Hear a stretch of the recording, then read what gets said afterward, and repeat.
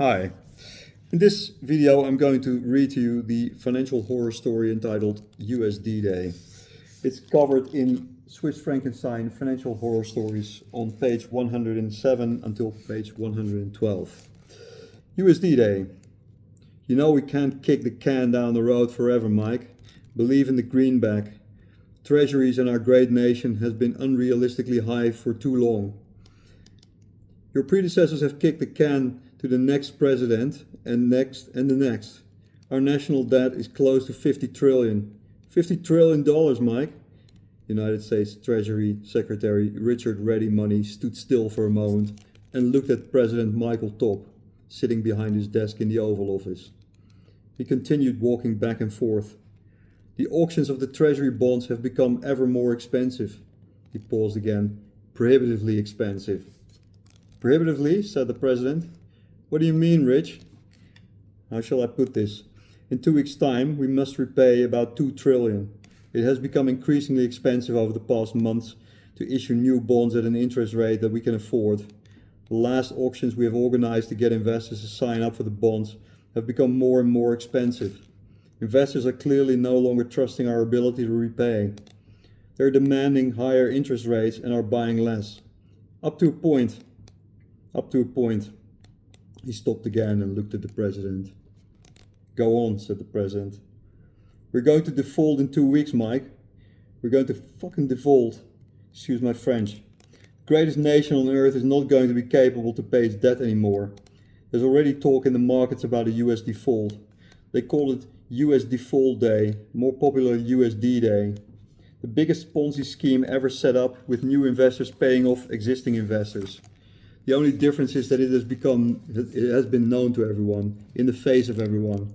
And nobody is scared as usual, until the music stops and the US defaults on nearly $50 trillion of debt. We're going to lose our reserve currency status, Mike. Become another Argentina, but then bigger. Much, much bigger. They've not been questioning if it happens, but when it happens. The can has reached the end of the street. It's virtually impossible to kick it any further with another refinancing. As it looks, we are no longer capable of paying even the interest on our debt. We are broke, Mike. We are broke. The president was silent for a bit, was playing with his Mont Blanc John F. Kennedy rollerball pen, boasting the colors of the stars and stripes. I hear what you're saying, Rich. I understand why you're saying it. I read the same stories. I'm inclined to believe them as well. I know we've been spending too much, too long. But you know what, Rich? He stood up and walked towards the Treasury Secretary, stopping about a meter away and looked him in the eyes. I have appointed a very clever and capable Treasury Secretary who listens to the name Rich Ready Money. And Rich Ready Money is going to live up to his name, and he's going to make this issue go away as long as I, Michael Top, am the President of the United States of America. I don't want to sound unreasonable, Rich, but we both know this day would come and that we cannot, not at all, under no circumstance, afford to let this happen. Consequences are simply too catastrophic. If investors are expecting a USD-Day, we should probably come up with an Operation Overlord. Operation Overlord, said Rich. Come on, Rich, don't keep disappointing me. It's a code name of the Allied invasion on D-Day in 1944. I got it. Sorry, code name didn't ring a bell. Thought for a moment. How about Operation Overdraw? No, wait, that's a bit negative. As if we've been overdrawing a credit facility. Laughed the 47th US president with nearly 50 trillion US dollar of accumulated debt on his watch. No, if that leaks, imagine. We can't be seen as having incurred more debt than permitted. What do you think about Operation Overdue?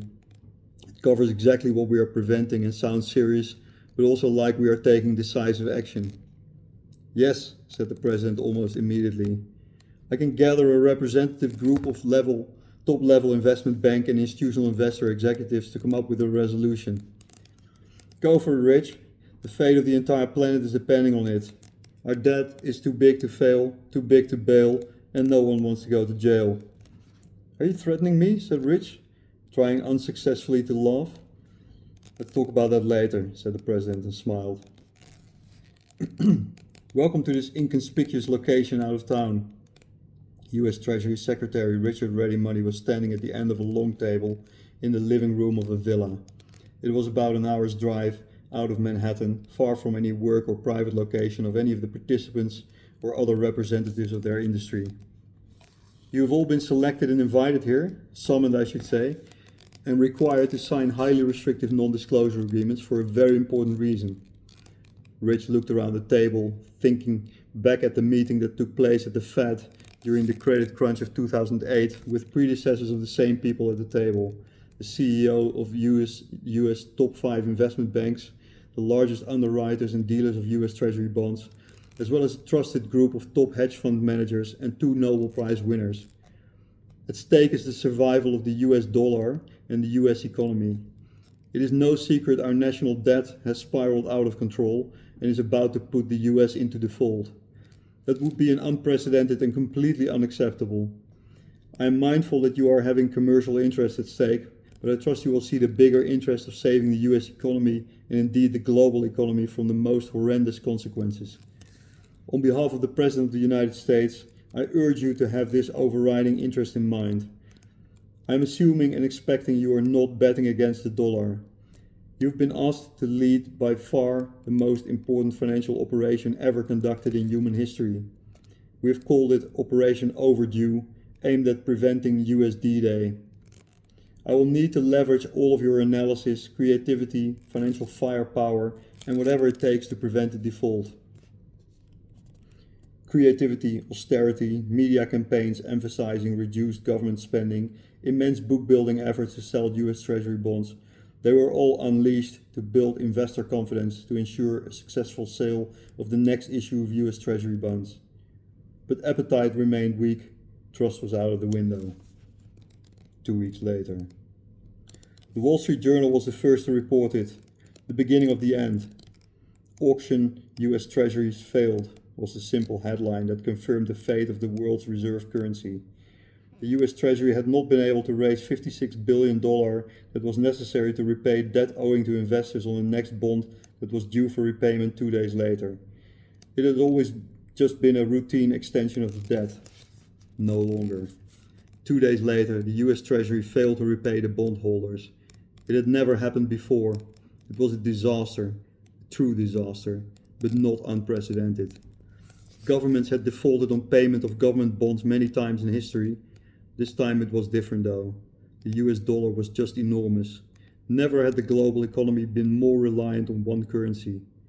Default of the dollar was a cardiac arrest of the global economy. Unlike during the 2008 credit crunch, the rating agencies downgraded the US Treasury quickly to junk bond status. It was a sobering and clinical experience. The financial heartbeat of the world economy was ending. The news set at the beginning of a spiral that went downwards and viral, rapidly, very rapidly. Never before had news been as viral as this news. Hardly anyone on the planet was not affected by the value of the US dollar in one way or another. And today it showed. The biggest ever panic sale of securities was hitting global financial markets like a tsunami. Their value crashed in the utter absence of buyers, not even vulture funds. Like never before. USD-Day was here. It started with only $56 billion of debt not being repaid. But the sheer panic and lack of trust that followed would inevitably cause each following bond and US Treasury issued debt to not be repaid over time. All of the predicted consequences that appeared surreal before became reality over the next days and weeks. News channels, the ones that survived, were reporting how the US government stopped paying salaries of many civil servants. The US military was pulling out of most locations in the world, causing security issues and revolts, but also welcomed in some countries. Massive unemployment was caused by government payments no longer being made to commercial counterparties. Employees stopped paying their mortgages and losing their homes, not just in the US but around the world.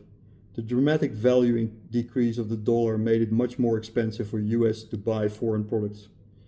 Foreign investors were buying many more US goods at the same time for a much lower price. They were on the bargain hunt in the great US sale, as headlines in some less US friendly countries suggested, with some schadenfreude. The tables were turned, the US lost its dominance. had to learn to replace hubris for becoming humble, as one influential commentator mentioned in the talk show. It wasn't just the US sneezed and the rest of the world got a cold. It was more like a highly contagious and deadly disease that had broken out. One that caused a lethal infection around the world. The US Treasury default dwarfed the Lehman Brothers bankruptcy, being about 70 times more indebted. And this time there was no government that could step in to rescue. The US Treasury was not just too big to fail, it was also too big to bail, but more importantly, it could not rescue itself. The US had lived on borrowed money in borrowed time, the world being its Ponzi investors that kept investing as long as the music played, until the music stopped playing.